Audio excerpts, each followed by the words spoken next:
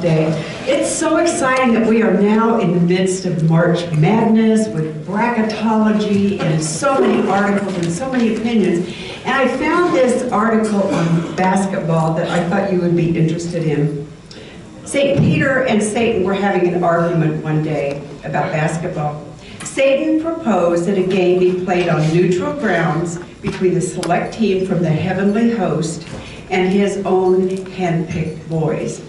Very well, said St. Peter, the gatekeeper of heaven, but you realize, I hope, that we've got all the good players and all of the great coaches. Satan was not the least bit concerned, and he said, I know, and that's all right. We've got all the refs.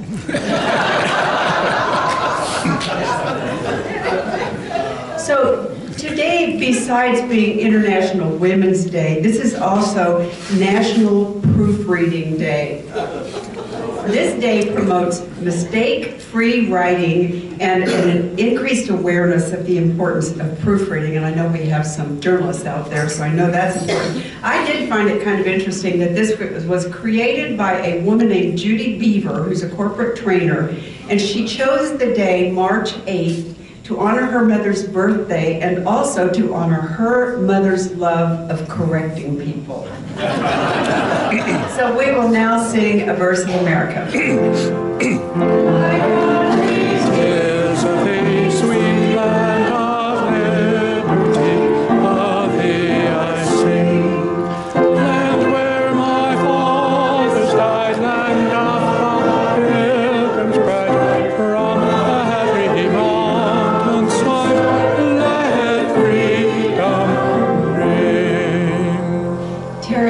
Will offer our invocation today.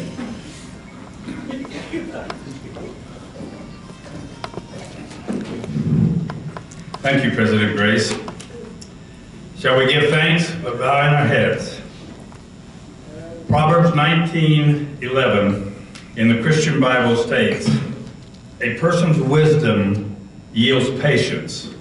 It is to one's glory to overlook an offense. Heavenly Father, we thank you for this day and the food that we have partaken, along with the great fellowship. Bless this Rotary organization and those gathering of your people. Help us to remember that we may have a little control over what happens to us, but a lot of control over how we respond. Help us as we live each day by the four-way test of Rotary. Bless us as we serve you, your Son, Jesus Christ, and mankind. Grant us wisdom, knowledge, and understanding. Help us in all our endeavors as we strive to help one another.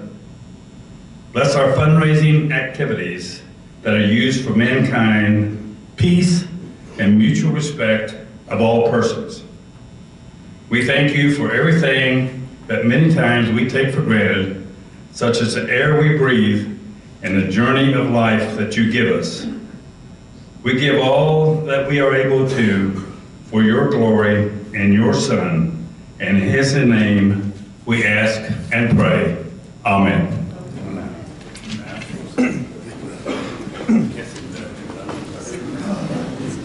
Is Russ Cobb here today? Yes. Oh, there. Okay. Russ is going to do our guest introductions today.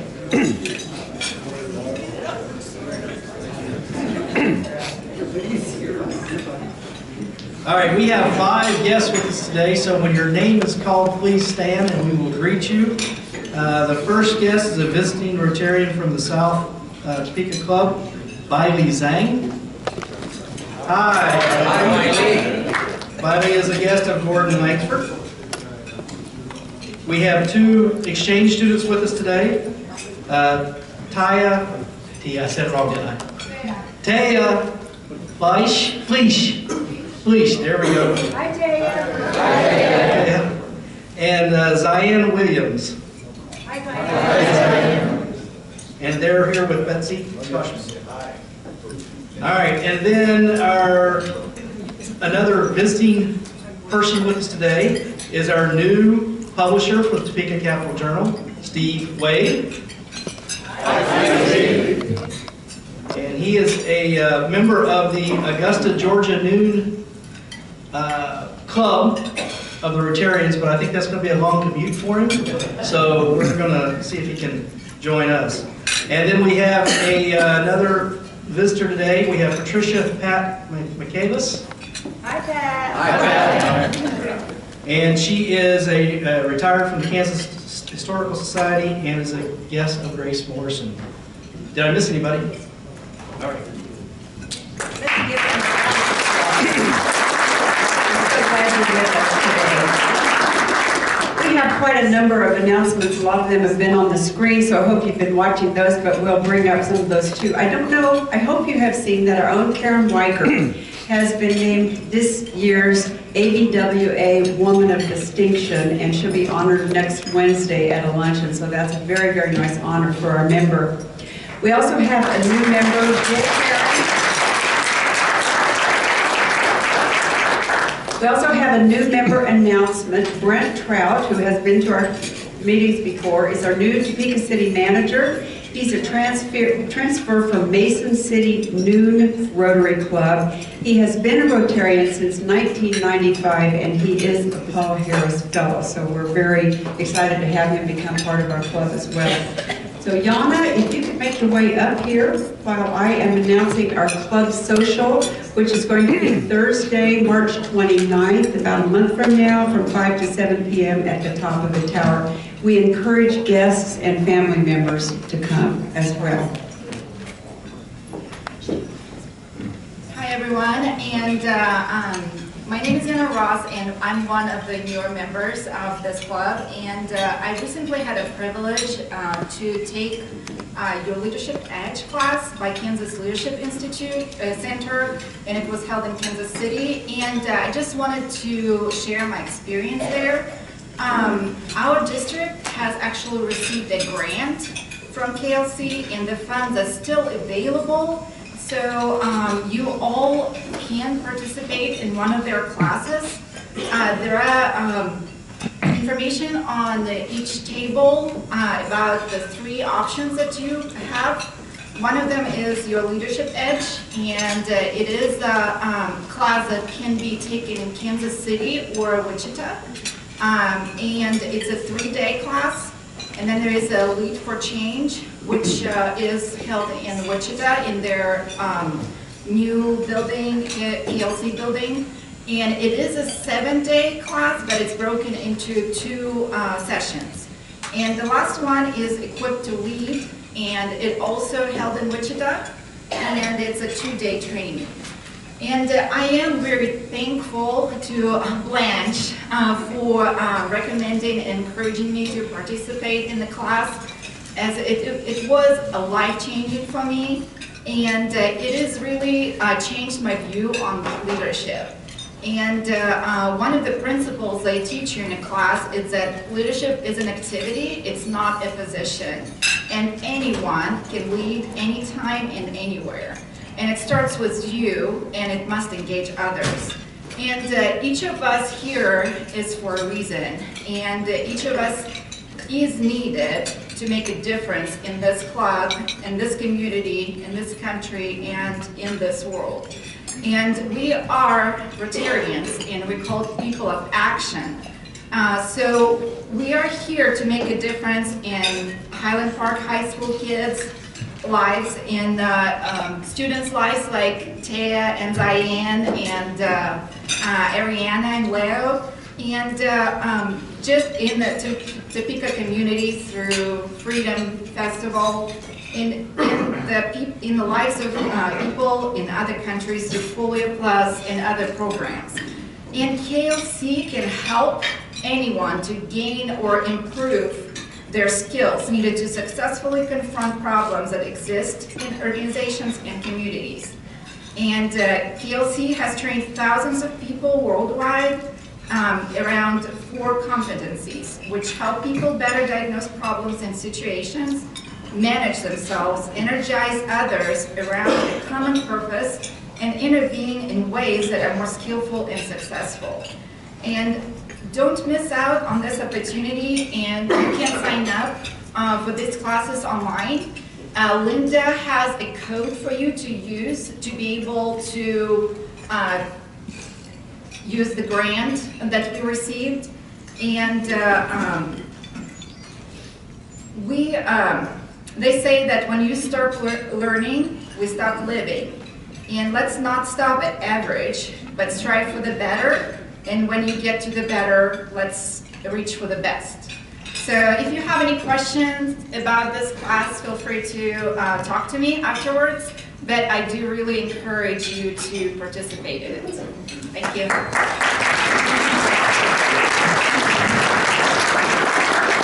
And I do think that's an opportunity that many of us need to take advantage of. It's free, and I plan to go once July 1 hits, if you know what I mean.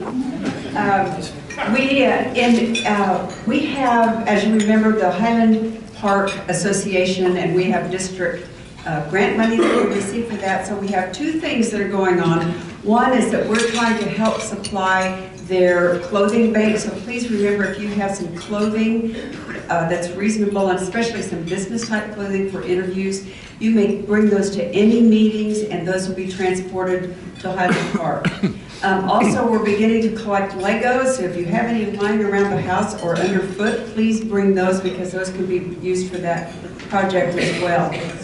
A couple other things, the Rotary Youth Leadership Academy, RYLA, is going to be June 3rd through 7th at KU. It's for high school sophomores, juniors, and seniors. There is minimal to no cost. I think we may help with, lay some of the cost, but the kids that can go to this they don't have to be Rotarians, they don't have to be related to Rotarians.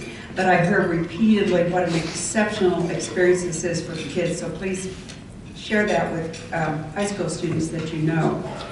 We still need Rotary Youth Exchange host families for next year, so if you have an interest in that, please see David Beck, because he can tell you all about that. We now have a wonderful presentation, and if Gordon and our guests would come forward to do this, this will be wonderful.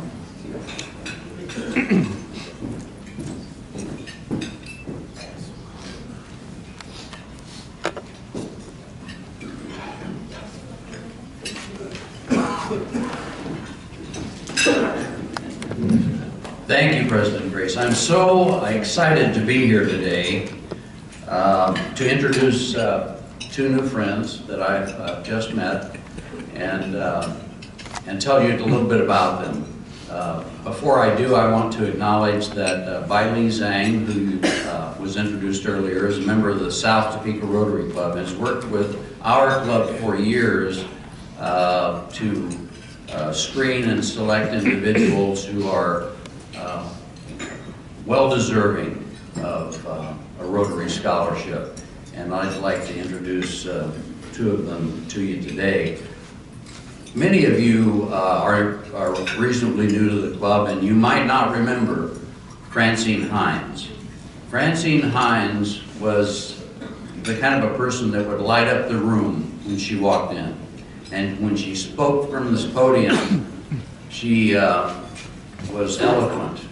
And she was born in Belgium, and she came to the United States at the end of World War II and married her husband, who she had met during the war, and became a United States citizen in 1951. She had many, many strong beliefs, but above all, she believed in America. And she believed in education, and she believed in the power of women. And she said, there isn't anything we can't do if we try.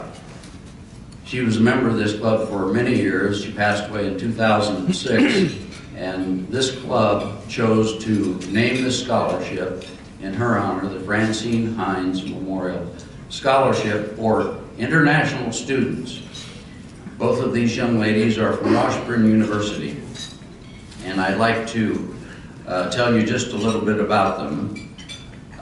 And I have trouble with the names. What can I say? Ling Wang she spent 2 years at a university in China, and then began participating in a cooperative program with Washburn University, so she will eventually obtain a degree from both universities. And her parents are entrepreneurs. They own their own business, and they thought it would be a great idea when she had the opportunity to come to the United States to go to school.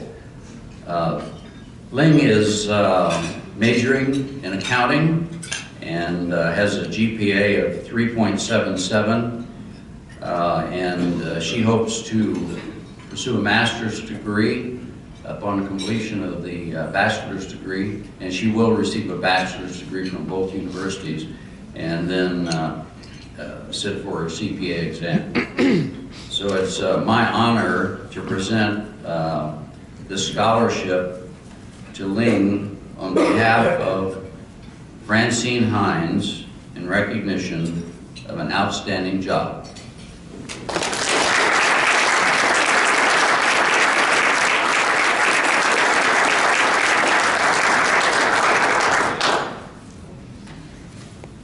This next name is a little more challenging, for me at least. This is a very talented individual. I want you to know that just to start with. Yue Li, last name Li, L-E, well, L-I. It was born in Sichuan province in China, and her family, she's from an art family. They're artists. And she learned originally from her mother and picked up a lot of those traits. She's now working on her bachelor's in fine art in drawing and painting at Washburn University. She has a 4.0 GPA, but more importantly, she had some pictures of her work on her phone that she was showing me while we were having lunch, and this is a fabulous artist. I just want you to know that. And Joni Underwood, where are you? Program, right here. I think you would all enjoy it, and she does work in many different kinds of media. She's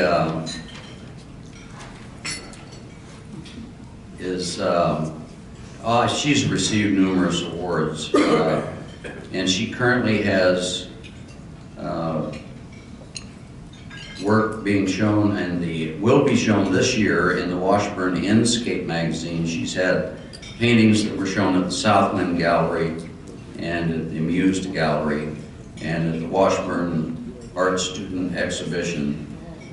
Just really, I don't know much about art, but I will tell you, this is an outstanding artist, and it's our honor to present a $1,000 scholarship also to Wheatley.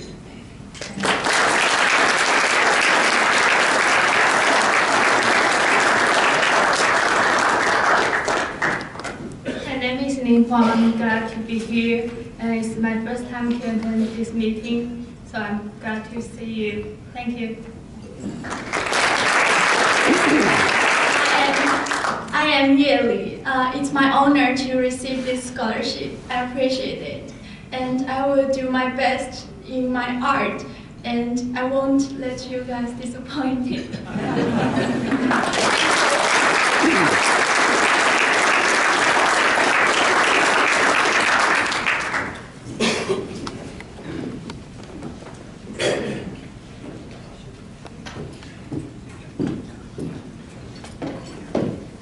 They really give you hope for the future, don't they? Our speaker today will be introduced by our own Joan Wagnon.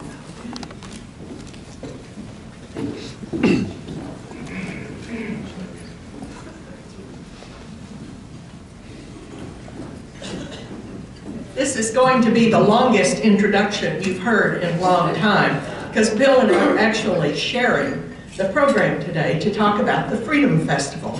So it's no surprise that the guest is my husband, historian Bill Wagnon from Washburn University, and I'll introduce him shortly. I have always been very proud to be a Rotarian, and when I was asked to chair this event, the Freedom Festival, I was particularly honored. I was also a little overwhelmed. However, last year's festival, by any measure, was a rousing success, and this year it's going to be even better. The program today is to give you a little taste of why we're doing a Freedom Festival. And I'll introduce Dr. Bill Wagnon in just a few minutes. But first, next slide, please. I want to introduce a couple of other people. Our honorary chair for this is our own district governor-elect, Blanche Parks. Blanche, where are you? Stand up. Blanche has been more than an honorary chair. She's a working member of the committee, and she helps raise money, and she's even helping us implement the program. The other person I want to introduce, or people I want to introduce, are the folks from the Capital Journal. Steve Wade is here. He is the publisher now, and stand up, Steve, let him get a good look.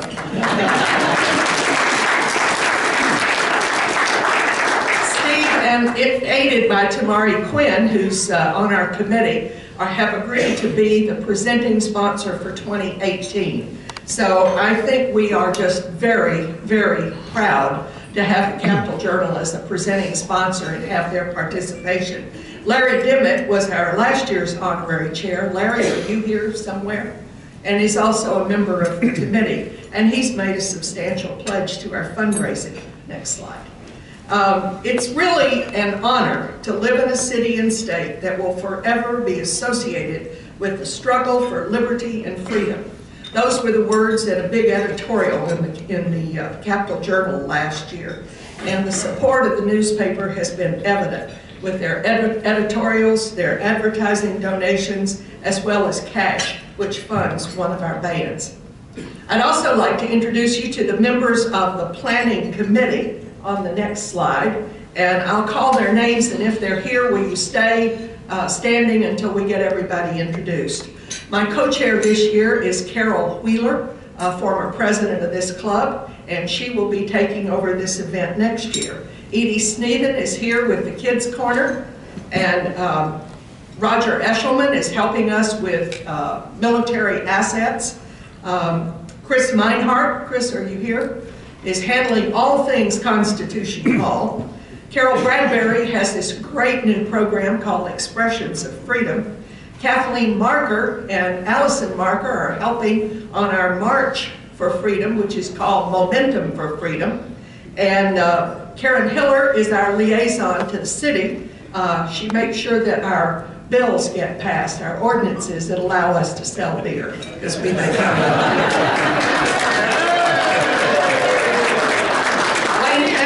has been on the committee in a variety of capacities, and he's helping me with a little fundraising now.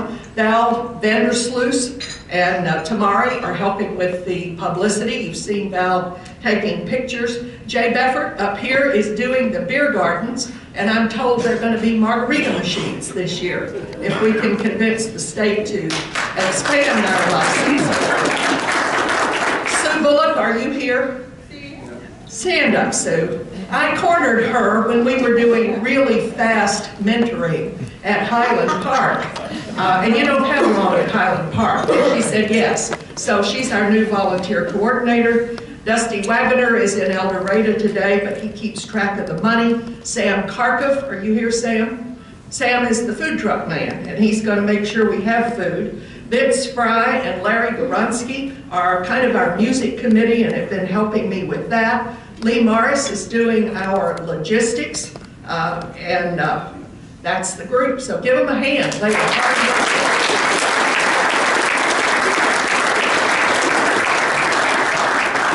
I'm not going to talk long on this because I want Bill to have some time to tell you about why this is important.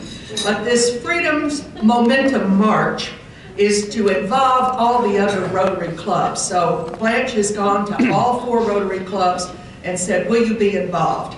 And some of them are participating on Kathleen's committee, and we will do our very best to have as many people as possible. I'm told from my friend Margaret Moore, we're going to have 500 Girl Scouts with signs. And I couldn't resist the cartoon that was in the Capital Journal this morning that says, because he's holding up a bunch of signs, they belong to my grandmother, and then they were my mother's, and now they're mine. Isn't that happy? What happens with William? So anyway, Kathleen Marker and Sherta will be doing that. The next slide will show you the footprint. Instead of being all the way from 9th down to 4th, this year we're only going to be in 2 blocks on Kansas Avenue. We will be in the 400 block where Constitution Hall is. And you can see where the children's activities are. There'll be volunteer parking behind American Home Life. We will have food trucks on 5th Street, a big stage across from the post office, and I think Chris is trying to figure out how to light it up with LED lights so that it'll be pretty amazing. Roger's going to have all things military, past and present, lined up in front of the bank and the 500 block, and you can see where beer will be, and we will make money selling beer, food trucks who pay a fee to come, vendors, and so that's what the footprint looks like. Just a real quick slide from last year. We had great support from Federal Home Loan Bank, and we have applied again this year, and they seem favorable, but we haven't got the money yet. But we did art based on poetry that kids had written, and it came onto the windows of what was the old Ray Beers and then Barley's down at 8th and Kansas Avenue. The windows where we are not quite as good, so we're going to do it on the sidewalk. How many of you like to draw on the sidewalk? Don't you think that'll be fun? So we need volunteers that will help us do that. And the next slide shows you a little bit about what the entertainment is going to be. We had several thousand people who came last year to hear Kelly Hunt. And you can see her picture on the right. She's a nationally known and recognized blues singer from Lawrence. We also have Sister Teresa McClendon from Kansas City, and she's got a group of gospel-oriented freedom singers, and they played for us last year at the festival, and they were just marvelous. We also have Knucklehead Jones. Any of you heard Knucklehead Jones? Yeah, well anyway, they're rock and roll. We figured we needed to do some concession to the rock and roll folks. Some of you all like it too. It's not my thing. And the Donkey Show, they're kind of a bluegrassy group with Stuart Yoho. He's got a little string band. And we have another group that actually I haven't heard, but they were free and they volunteered, and they're called Mystic Wind. And they do a little bit of jazz and a little bit of blues and a little bit of popular music. And the fun thing, between the reenactments, we're going to have a 12-piece cornet band playing Civil War music. Doesn't that sound like fun? Yeah, I've never heard of 12 cornets together, but we're going to do it this time. So let me get down to the reason that we're having the program right now. The Freedom's Crossroads is the title that Grant Glenn had put on this a while back. From fighting against slavery as a free state to bring the landmark desegregation case, Topeka's a crossroads for the nation's freedom struggle, a concept that has changed over time as events in Topeka's history have evolved. So this Freedom Festival will explore and celebrate our Kansas history, our diversity, our pride in being a community where important things happened. So it gives you my pleasure to present my husband and emeritus professor at Washburn University History Department, Dr. Bill Wagnon, and he will talk with you a little. We go to the next slide, and then you have to start. Next one. You have to start. There's a button. That's a 15-second video. Can you figure it out? Okay, then we're just going to have Bill. You'll get a video another time.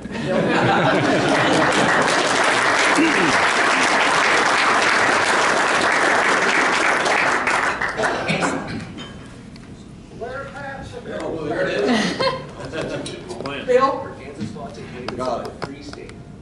They came from across the plain, from across the nation, from across the world, enriching our community with their culture and their heritage. We celebrate our freedom during the Rotary Freedom Festival on July 1st, 2017. It's in downtown Topeka. That's it. Just go to the next slide.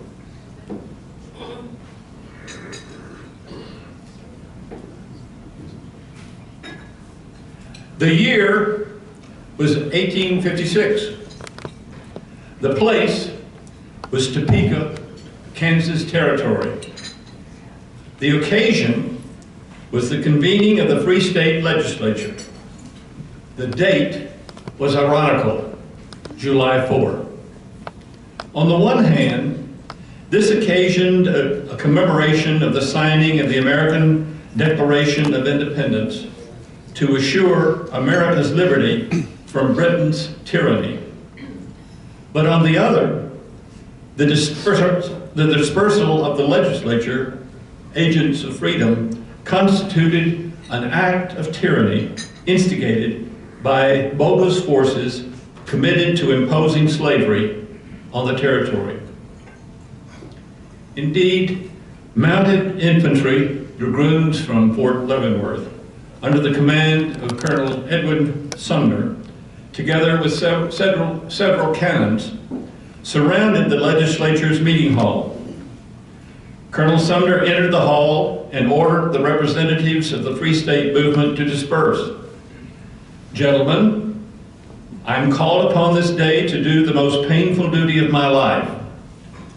Under the authority of the President's proclamation, I am here to disperse the legislature, and therefore inform you that you cannot meet. I therefore order you to disperse. When asked, Colonel Sumner, are we to understand that we're driven out at the point of bayonet? He responded, I shall use the forces in my command to carry out my orders. Representatives then dissolved their assembly, and Sumner would then address the council or the Senate with similar results. Despite pledges in the enabling legislation of the Kansas-Nebraska Act that created the new territories,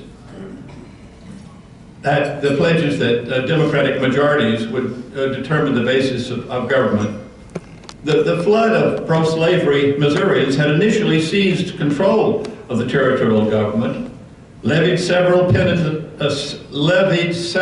severe penalties against opponents of slavery, and undertook measures to drive their free soil opponents from Kansas. Nevertheless, those free state opponents organized resistance. At Topeka, they created an alternative to the pro-slavery government installed in Lecompton. They elected free state officials, refused to comply with laws and levies from Lecompton, ratified a free state constitution, and submitted it to Congress for ratification. Conflict between these forces led to violence, and the term Bleeding Kansas came to describe the situation. Throughout the spring of 1856, violence increased. While unified in their opposition to pro-slavery activity, Free State supporters disagreed on tactics. Led by Jim Blaine and John Brown, one group advocated violent opposition to pro-slavery forces. They hoped to drive slavery from the territory. On the other hand, Free State Governor Charles Robinson, supporting resistance to local pro-slavery forces, advocated avoiding confrontation with federal authorities. Robinson sought to expose local pro-slavery efforts as bogus, fraudulent in the face of popular support. By the proposed July 4 meeting of the Free State Legislature in Topeka, the situation for the Free State forces was dire indeed. Their leaders, such as Governor Robinson, were in prison in Lecompton. The city of Lawrence had been sacked, and Free State access to the territory by means of the Missouri River was blocked. Anticipating that the Army would prevent the Topeka Legislature's meeting, Governor Robinson, from his prison in Lecompton, discouraged conflict. Without violence, the onus would be on the pro-slavery forces, denying the Free State right to self-government. While some interpreted the agreement to disperse as cowardly, Robinson's interpretation was widely understood in the press nationwide. Popular sentiment saw the event in Topeka as another wedge of freedom driven into the tyranny of the slave power trying to control the nation. Violence would increase over the summer and into the fall as Free State supporters from the east flowed into the territory through the Lane Trail across Iowa. By the spring of 1857, pro-slavery forces recognized they no longer had a chance to control the territory's future. Free State voters overwhelmingly elected their representatives to the new legislature that year, so that the future of Kansas as a free state would be assured. Today, we commemorate the July 4th dispersal as a milestone in the unfolding story of freedom's march in Kansas. The Rotary Club's sponsorship of the Freedom Festival is a recognition that the heritage of our community represents the critical role that Topeka events played in shaping the nation's celebrated values. The reenactment of the dispersal at Constitution Hall, performed during the Freedom Festival, together with the story of the Underground Railroad told regularly at the historic John and Mary Ritchie House, and the commemoration of the historic civil rights case, Brown versus Board of Education at the Monroe School Museum, constitute a powerful story of freedom in America. When we add the State House murals, the GI Bill of Rights array on Kansas Avenue, and remember the site of the Brown v. Board of Education court trial in the post office, our local heritage story is remarkable. Rotary's Freedom Festival reminds us of that extraordinary heritage. It describes a critical thread woven into the fabric of America's liberty and justice for all. The dispersal represents a data point in the unfolding and enduring struggle over freedom in America. It reminds us that freedom is about self-determination and resistance to tyranny in any form or shape.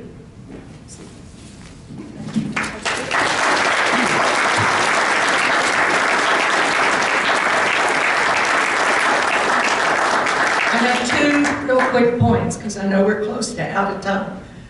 Last year, remarkably, we raised $32,000 from the community to put this event on.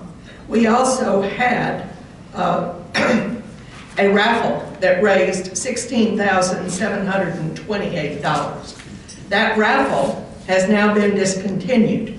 And so the question remains, how are we going to raise the raffle money?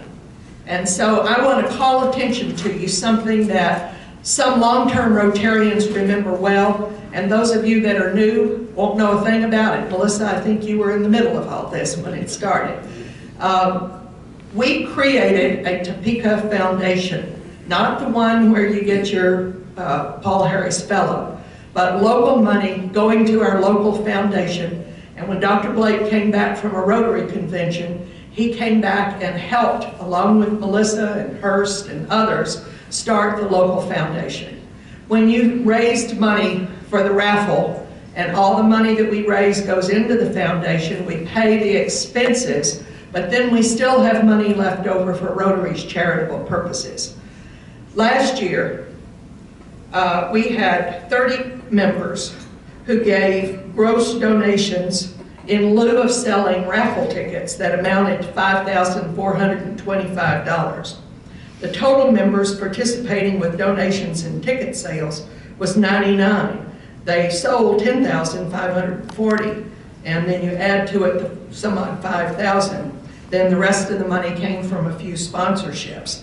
I'm recommending that we remember and use the Henry Blake Fellowship as an inducement to all of you, those 30 people that gave us $200 a time instead of selling raffle tickets. That was me. I was far too busy doing the festival to sell raffle tickets. But I'm in the habit, and I might give you 300 this year, because then I'll be 300 plus the last two, a Henry Blake Fellow. And in case you don't remember the remarkable Henry Blake, he created, when he was a lieutenant in the Navy, a process for taking whole blood into the battlefield that the Navy used, and he's quite celebrated. So I hope that when the foundation comes back in a couple of weeks and talks with you about its programs, that you will remember the Henry Blake Fellowship.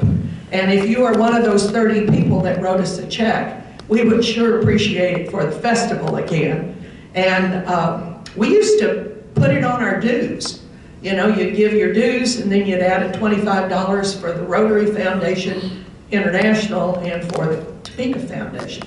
So however you want to do it, we are going to need to raise that raffle money in order to have the foundation be whole. I'm sure the board will be talking about it. I just wanted to tell you about Dr. Henry Blake and see how many of you I can convince to help us replace that. There are sheets on your last slide, sheets on your table about things that we need volunteers to do. If you want to sign up for those, Sue Bullock would be happy to take those today. And I thank you very much for your time and attention.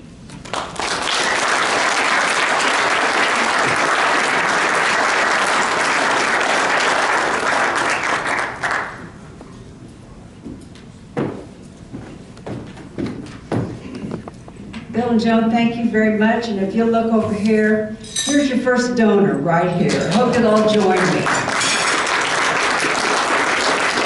And Joan, I know you know about this, but Bill, if you'll both sign this book before you go, this is a donation that we give in lieu of an honorarium for you to a local school in need.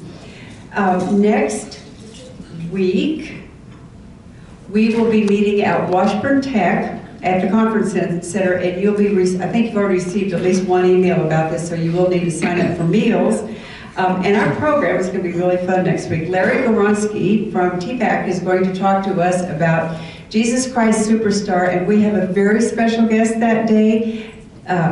Judd Henry Mason is going to sing for you, and I can tell you from personal experience, he is absolutely phenomenal. So that is one absolutely not to miss. So if you will now stand, and we will close the meeting with the four-way test +1. Of the things we think, say, or do, is it true?